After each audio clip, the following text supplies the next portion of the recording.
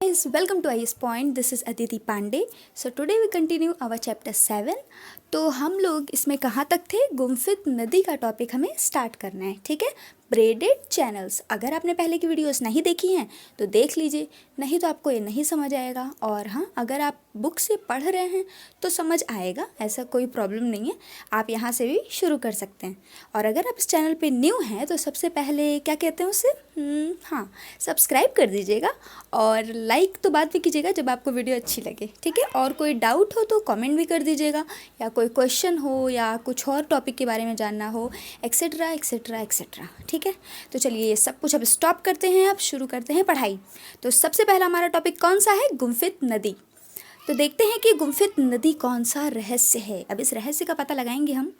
यदि नदी द्वारा प्रवाहित नद्य भार का निक्षेपण उसके मध्य में लंबी रेधिका के रूप में हो जाता है तो नदी धारा जो है वो दो शाखाओं में विभाजित हो जाती है। और ये जो प्रवाह होता है, यानी जब दो शाखाओं में कोई नदी बहती है ना, तो किनारों पर एक क्षैतिज अपरदन होता है। कम होने पर प्रवाहित जलोढ़ अधिक मात्रा में एक क्षैतिज अवरोध के रूप में दीप की भांति निक्षेपित हो जाता है। तो चलिए इस डायग्राम में हम देखते हैं। देखिए इसमें क्या है कि गंडक नदी है जो बाईं तथा दाईं दोनों ओर विभाजित हुई है और एक तीर के द्वारा स्पष्ट किया जा रहा है। रुकिए मैं जूम करती हूँ। देखिए इससे ज़्यादा तो जूम ही नहीं हो रहा है, ये कोई नहीं, हम लोग ऐसे ही समझते हैं। तो इस साइड ये नदियाँ दो ठो मतलब दो भागों में विभाजित हो गई हैं, ठीक है, और पतली पतली धाराओं में बट गई हैं। तो जो अपर्दन है इस टाइम पे, कौन सा अपर्दन होगा? क्षैतिज अपर्दन। कौन सा अपर्दन होगा? क्षैतिज। लंबवत ये होता है, क्षैतिज ये होता है, ठीक है, पता है ना? हाँ, तो चलिए आगे क्या है। जब नदी में जल की मात्रा कम तथा जलोढ़ अधिक हो जाए तब चैनल में रेत, मिट्टी, बजरी आदि अन्य चीज़ों का जमा हो जाता है। सिंपल सी बात है कि यदि नदी में जल कम हो जाएगा तो क्या बचेगा? धूल, मिट्टी, कंकड़, यही सब रह जाएंगे ना।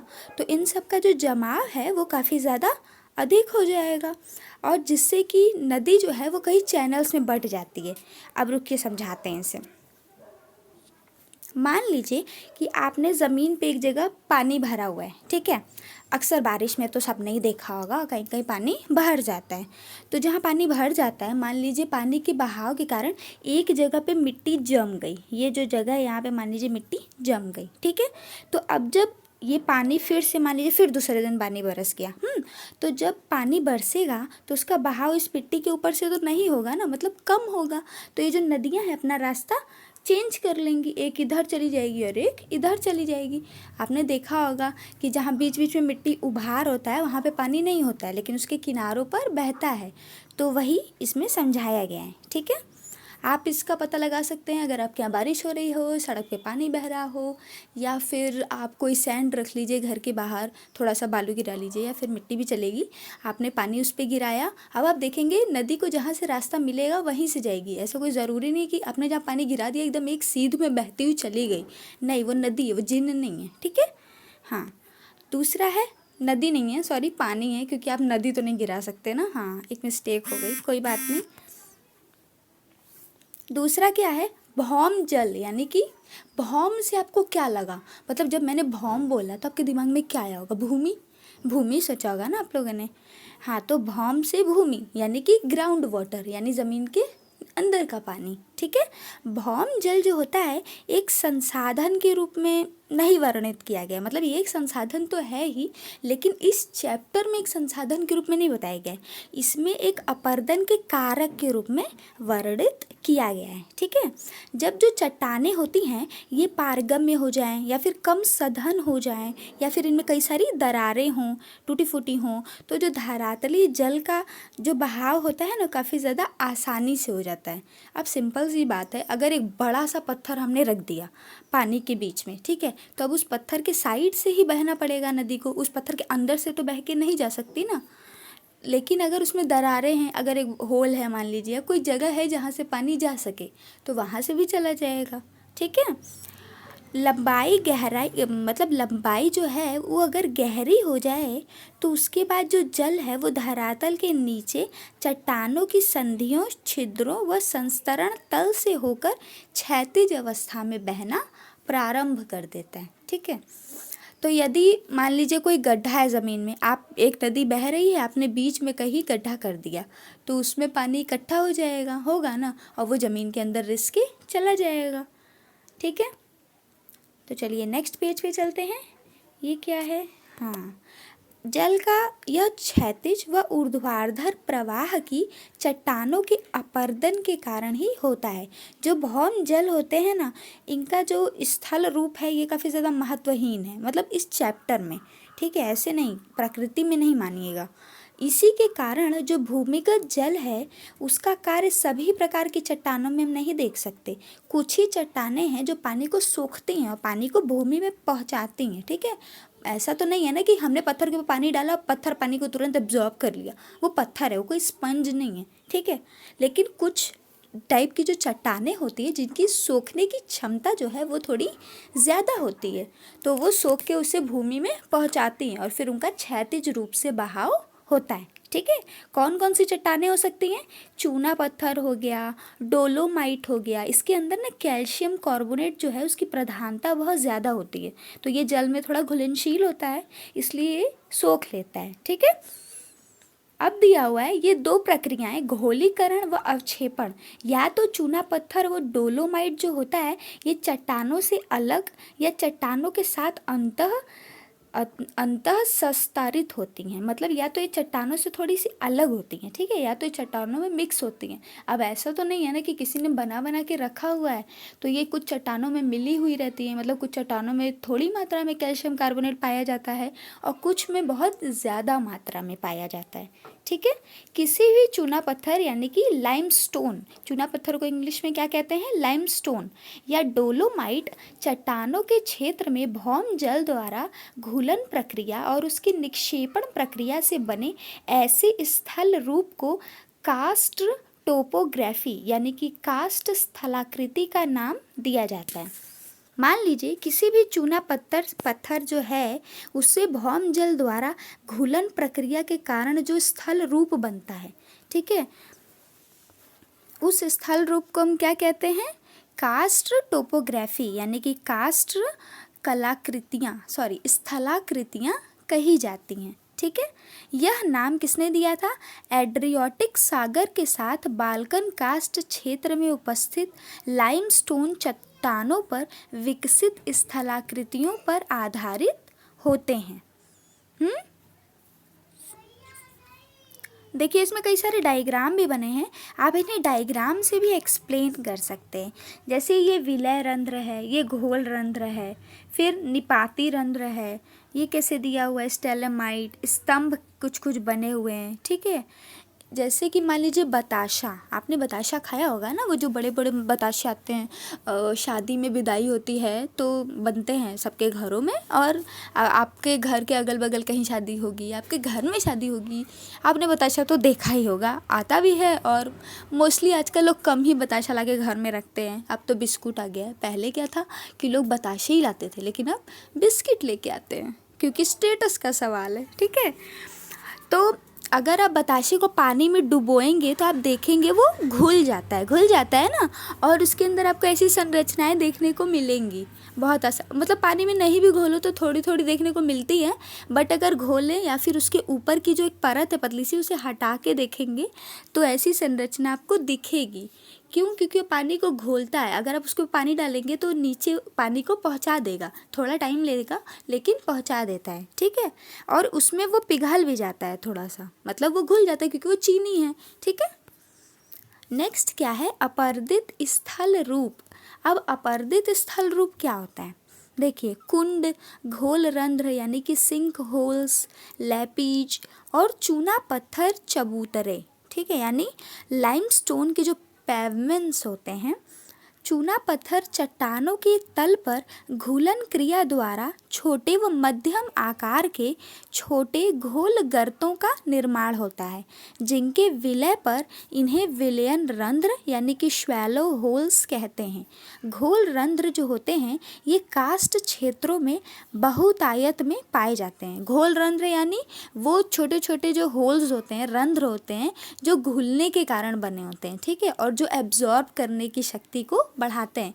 यदि किसी चीज़ में होल नहीं है तो वो पानी को कैसे लेगा, नहीं ले पाएगा ना। आपने स्पंज जो स्क्रॉच ब्राइट आता है वो लिया होगा कभी, तो आपने देखा होगा उसमें छोटा ही सही लेकिन होल रहता है। अगर वो नहीं रहेगा तो वो एब्जॉर्ब उतनी आसानी से उतनी जल्दी नहीं कर पाएगा, ठीक है। नेक्स्ट क्या है, वृत्ताकार व नीचे कीप की आकृति के होते हैं। मतलब जो रंध्र होते हैं वो ऊपर से वृत्ताकार है और नीचे कीप की आकृति के हैं। तेल, मिट्टी का तेल भरने के लिए जो कीप हम इस्तेमाल करते हैं वैसे, ठीक है। जो गहराई होती है 30 मीटर या उससे अधिक भी हो सकती है इन घोल रंध्रों की, ठीक है। नेक्स्ट चलिए दूसरे पेज पे चलते हैं। अब आगे क्या बताया गया है कि इन घोल रंध्रों के जो नीचे कंदराओं की छत ध्वस्त हो जाए तो ये बड़े छिद्र यानी कि कोलाप्स सिंक के नाम से जाने जाते हैं। इन बड़े छिद्रों को हम निपात रंध्र भी कहते हैं। अब एक ही जगह से अगर बहुत टाइम तक पानी जा रहा है तो वो रंध्र बड़े हो जाते हैं, क्योंकि वो जल में घुलनशील होते हैं। तो धीरे धीरे, लोग नहीं कहते हैं कि पानी पत्थर को भी काट सकता है, कि अगर पानी एक पत्थर से हमेशा बहता रहे और प्रयास करता रहे तो एक न एक दिन पानी पत्थर को भी काट देता है। आपने भी सुना होगा।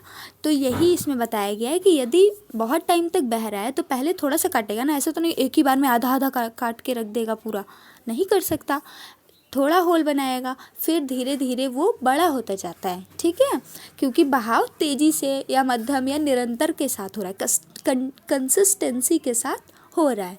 आप इसको एक मोटिवेशन के तौर पे भी ले सकते हैं कि ज़रूरी नहीं है कि हम अगर एक एग्ज़ाम में कभी गलती से सफल ना हो पाएँ या अच्छे नंबर नहीं आ पाएँ तो हम बैठ के रोने लगे या फिर परेशान हो जाएं, क्योंकि हमारे निरंतर प्रयासों के कारण ही हमें मंजिल प्राप्त होगी, ठीक है। तो अगर कभी ज़िंदगी में ऐसी परिस्थिति आ जाए कि हमें लगे कि नहीं अब हमें अपने सपनों को छोड़ देना चाहिए, अब नहीं हो पाएगा, तो वही समय है कि आप उस सपने को कंटिन्यू करें और सोचें कि नहीं, मैंने सपने को चुना है तो इसे पूरा करके ही रहूँगा, चाहे कुछ भी हो जाए। ओके, तो चलिए आगे चलते हैं। आगे क्या बताया गया है, तो वो जो बड़े छिद्र हो जाते हैं ना उन्हें हम क्या कहते हैं, निपात कहते हैं, निपात रंध्र। आप इंग्लिश में भी कह सकते हैं कोलाप्स सिंक के नाम से जाना जाता है। ओके, दूसरा है ध्वस्त घोल रंध्रों का डोलाइंस भी कहा जाता है। जो ध्वस्त घोल रंध्र होते हैं इन्हें आप डोलाइंस भी कह सकते हैं। ये जो ध्वस्त रंध्र होते हैं इनकी अपेक्षा घोल रंध्र अधिक संख्या में पाए जाते हैं। ध्वस्त मतलब क्या होता है, देखिए लोग कहते हैं ना कि इन्होंने इस बिल्डिंग को ध्वस्त कर दिया। वीडीए की बिल्डिंग मान लीजिए ध्वस्त कर दी गई, यानी कि खराब हो गई। तो जो वो रंध्र हैं उनमें से पानी काफ़ी सालों से बह रहा है, वो पुराने हो चुके हैं। आप ये समझ सकते हैं कि वो बूढ़े हो चुके हैं, ठीक है, तो इसलिए उन्हें ध्वस्त कहा जाता है। लेकिन ये जो दूसरा वाला है घोल रंध्र, ये अधिक संख्या में पाए जाते हैं, क्योंकि ये अभी अभी बने। तो इन पानी का बहाव नॉर्मली किसी एक ही पॉइंट से बहुत ज़्यादा होता है। ऐसा नहीं होता कि हर पॉइंट से एकदम तेज़ी से ही बह रहा है, ठीक है। जैसे कहते हैं ना कि डोमिनेंस जो प्रभाव है वो कुछ ही स्थानों पर होता है। मान लीजिए धूप नहीं, क्या कहूँ मैं, हाँ, अगर आप नल को कभी आप नल को अचानक से एकदम तेज़ से चलाइए तो आप ये नहीं पाएंगे कि एक जगह बिल्कुल एक मात्रा में ही पानी गिरा, नहीं होता ना ऐसा। कभी आप देखेंगे कहीं किनारे थोड़ा कम पानी गिर रहा है तो कहीं बहुत ज़्यादा गिर रहा है। तो प्रभाव जहाँ बहुत ज़्यादा होता है वो ध्वस्त हो जाती है वो जगह, ठीक है। लेकिन कुछ जगहों पर जहाँ की बहुत कम होता है वो जगह ध्वस्त नहीं हो सकती, मतलब नहीं होती है, उससे टाइम लगता है, थोड़ा और टाइम टेकन, वो प्रोसेस बहुत धीरे धीरे होता है। आप इसे ऐसे भी ले सकते हैं कि आप जिस बर्तन पे खाना बनाते हैं आपने देखा होगा मोस्टली कढ़ाई या फिर भगोने ले लीजिए, इनके बीच में ही आपको थोड़ा जला हुआ दिखेगा। ऐसा तो नहीं होता ना पूरी पूरी कढ़ाई ही जल जाती है, ऊपर हैंडल वैंडल सब कुछ जल जाता है, नहीं, बीच में ही जलता है, क्योंकि बीच में ही उस आग का जो प्रभाव है वो अपनी प्रबल क्षमता पे है, मतलब उसकी जो डोमिनेंस है, उसका जो प्रभाव है वो बहुत अधिक है। लेकिन ऐसा तो नहीं होता ना कि हैंडल में प्रभाव नहीं होता है, कभी छू के देखिएगा पता चलेगा। जब हाथ जल जाएंगे, हाँ आप कुछ लोग कहेंगे नहीं हमारे नहीं जलेंगे, आपका इंडक्शन का होगा तो शायद न जले, लेकिन जल जाएगा, प्रभाव रहता है मतलब, ठीक है।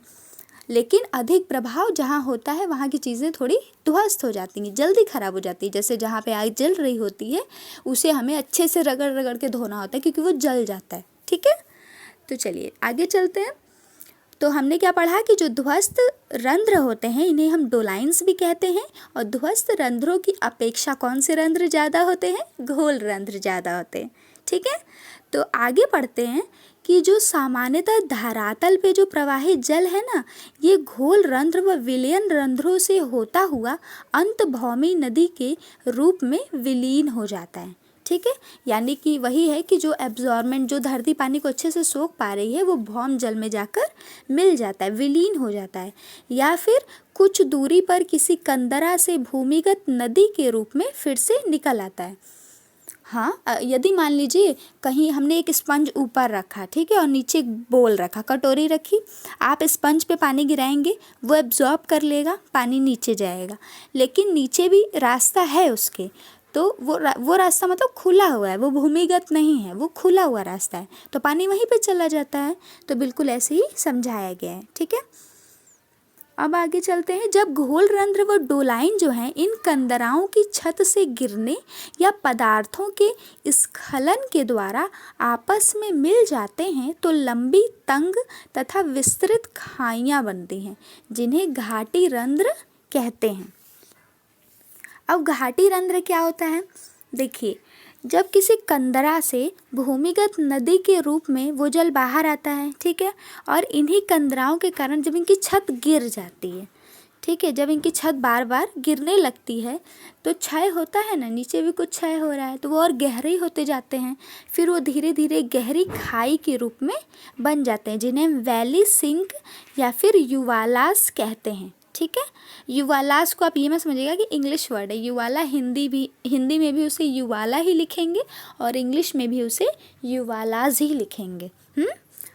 नेक्स्ट क्या है? धीरे धीरे चूना युक्त चट्टानों के अधिकतर भाग इन गर्तों व खाइयों के हवाले हो जाते हैं और पूरे क्षेत्र में अत्यधिक अनियमित पतले व नुकीले कटक आदि रह जाते हैं, जिन्हें लेपीस कहते हैं। क्या कहते हैं? लेपीस कहते हैं।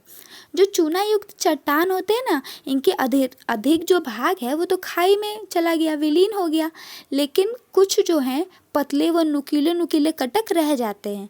जैसे बताशा जो है, जब आप उसे 10 मिनट तक पानी में डुबा के रखेंगे ना, जब उसे निकालेंगे तो आप देखेंगे कि जो नीचे वाली प्लेट है, ऊपर की प्लेट तो गल ही जाएगी तब तक, जो नीचे की प्लेट है उसमें छोटी छोटी नुकीली चीज़ें बन जाती हैं, ठीक है। तो ये जो नुकीली रचना है इसे हम क्या कहते हैं? लेपीस कहते हैं, ठीक है। मैं आप लोगों को इससे जुड़े हुए क्वेश्चन भी पूछूंगी, तो पढ़ते रहिए अच्छे से। हाँ, जब ये चैप्टर ख़त्म होगा तो हम एक MCQ का टेस्ट कर लेंगे और फिर आप उसके आंसर्स लिख दीजिएगा और फिर आप लोग पता कर लीजिएगा आंसर सही है कि नहीं। इससे आपका एक चैप्टर रिवाइज भी हो जाएगा। कंदराएँ क्या होती हैं? हमने कंदराओं के बारे में तो बहुत पढ़ लिया, अब देखते हैं कि कंदराएँ क्या हैं। ऐसे प्रदेश जहाँ पे जो चट्टान है ना वो एकांतर होती हैं, जैसे कि शैल, बालू, पत्थर व क्वार्टजाइट, और इनके बीच में अगर चूना पत्थर व डोलोमाइट चट्टानें हों, जहाँ सघन चूना पत्थर चट्टानों के संस्तर होते हैं, वहीं पे कंदराओं का निर्माण होता है। जैसे आप वैष्णो देवी कभी गए हैं तो उस गुफा में जब आप जाते हैं तो आपको नुकीले ऊपर दिखते हैं ना स्थान, तो वही एक कंदरा है, ठीक है। क्या है वो? कंदराएँ हैं, उनका निर्माण होता है, उस पर डोलोमाइट के पत्थर भी हैं। अगर एकदम रियल वाली गुफा गए हैं तो, वैसे काफ़ी लोग गए होंगे, हम भी गए हैं, लेकिन हम बचपन में गए थे जब हम 10 साल के थे। तो हमने देखी है वो गुफा, मतलब ऐसी नुकीली नुकीली सी, आप सर बचा बचा के चलते हैं ताकि लड़ न जाए ऊपर से। हाँ, तो वही एक तरह की कंदरा है, यानी कि केव्स। ठीक है, तो चलिए नेक्स्ट पेज पे चलते हैं। अब क्या पढ़ेंगे हम, हिमनद। तो चलिए, हिमनद क्या होता है, प्रवाह या पर्वतीय ढालों में रेखीय प्रवाह के रूप में हिम बहता है, जिसे हम क्या कहते हैं, हिमनद कहते हैं। ठीक है, हाँ, तो हिमनद क्या है, देखिए पृथ्वी पर एक परत के रूप में एक घाटी है हिमनद की, जहाँ पे बर्फ़ हमेशा पिघलता रहता है, वहाँ का जो तापमान है ना हमेशा कम रहता है। ठीक है, हिमनद मुख्यतः गुरुत्वीय बल के कारण गतिमान होते हैं। जो हिमनद है वो मुख्यतः पृथ्वी का जो आकर्षण बल है उसी के कारण वो गति में रहते हैं। ठीक है, यानी मूव करते हैं, मोशन में रहते हैं। जैसे गंगा कहाँ से उद्गम होती है, आपको पता है? अच्छा, भागीरथी कहाँ से, बताइए? गंगोत्री। तो भागीरथी का जो उद्गम स्थान है वो गंगोत्री हिमनद से है। जो गंगोत्री हिमनद का जो अग्रभाग है ना, जिसे गौमुख भी कहते हैं, वहीं से उसका उद्गम होता है। ठीक है, और अलकनंदा नदी का उद्गम कहाँ से होता है, अलकापुरी हिमनद से होता है। देखिए, सारे इंपॉर्टेंट MCQ टाइप क्वेश्चन हैं, तो इन्हें भी आप पढ़ते रहिए। आप इसे कॉपी पे भी अभी लिख सकते हैं। ठीक है, तो अलकनंदा नदी का जो उद्गम है वो कहाँ से होता है, अलकापुरी हिमनद से होता है। और देवप्रयाग के निकट ही है ये अलकनंदा व भागीरथी। इन दोनों के मिलने पर ही इसे हम किस नाम से जानते हैं, गंगा के नाम से जानते हैं। ठीक है, हिमनदों में जो अपरदन है ना काफ़ी ज़्यादा प्रबल होता है, जिसका कारण है ये अपने भार से जो घर्षण उत्पन्न करते हैं उसी से। देखिए, अब बर्फ़ है, आपने किसी बर्फ़ को मान लीजिए किसी सीढ़ी पे रख दिया, ठीक है, और उसे ऐसे ढकेल दिया। जब उसे ढकेलेंगे तो वो ऊपर से नीचे गिरते हुए आएगा, तो उसमें अपरदन आप देखेंगे जब तक वो नीचे आएगा ना आधा से ज़्यादा वो टूट चुका होगा। तो यही तो अपरदन है ना। अपरदन मतलब क्या होता है, क्षय होता है।